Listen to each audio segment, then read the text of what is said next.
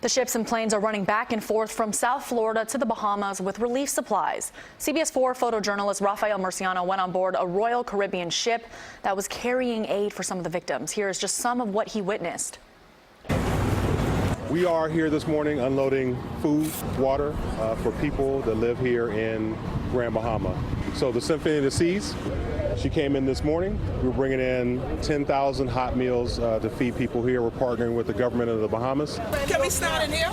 And we're delivering to all the shelters and the churches all throughout Freeport and Grand Bahama, just trying to provide a little bit of comfort for those folks that have been through so much in the last week. This kind of flooding, this really is something else because it came right into the homes, a lot of homes with water all the way up to 6-7 feet inside of the house. I saw the water, and once I saw the water, I was like, oh my God, this is the end, because I had my two little small children. I couldn't even get out. It was so bad, I could not, because it was up to my shoulder, almost over my head. And then when I turned around again, I had no other choice but to go on top of the roof. And I climbed up on with my kids, with them on my neck. I never been through nothing like this in my life. Nothing is in my life. It's heart-wrenching, and I'm a mother, and I've had personal experience in the storms as well. It's I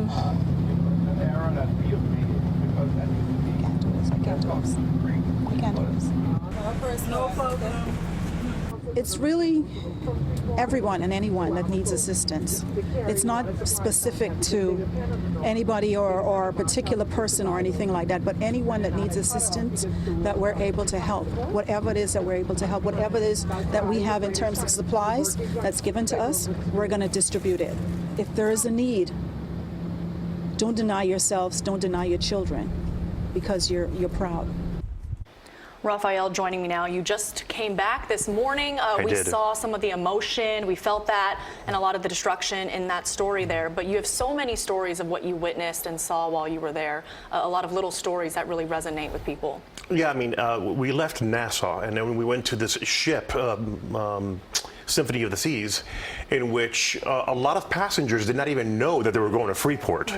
And the chefs in Royal Caribbean prepared 10,000 hot meals to be transported by tugboats and tender ships to Freeport, and then there would be awaiting buses, school buses and vans and pickup trucks, and they would load these items up and take all this food to distribution centers.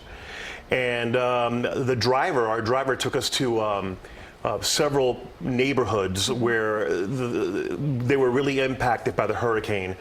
And it was heartbreaking to see these children running to the van for water and for food, and families that were really, they needed food, and there was no electricity, no medical supplies, and you could see the desperation in their face. Yeah, and the devastation and destruction there is different than what we've been seeing on Abaco, but still clearly very affecting everyone, and they're going through a hard time there in Freeport as well. Absolutely. The homes were structurally sound, but they were gutted as opposed to Abaco. But one family took me in, and there was a 4.5-foot watermark on the wall showing how much the damage was caused by the flood, more than wind, I think. So a lot of this stuff was mostly flood damage.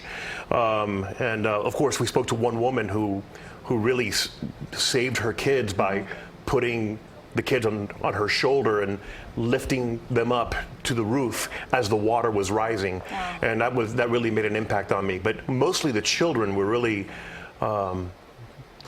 got to me because they were in need of all this supplies. Well, so great to see the relief efforts being sent out there. I know a lot of people out here in South Florida are thinking of them and helping out. So thank you very much for documenting all of that. Absolutely. And bringing that back here to us. Thank you, Raphael. Thank you, Francis.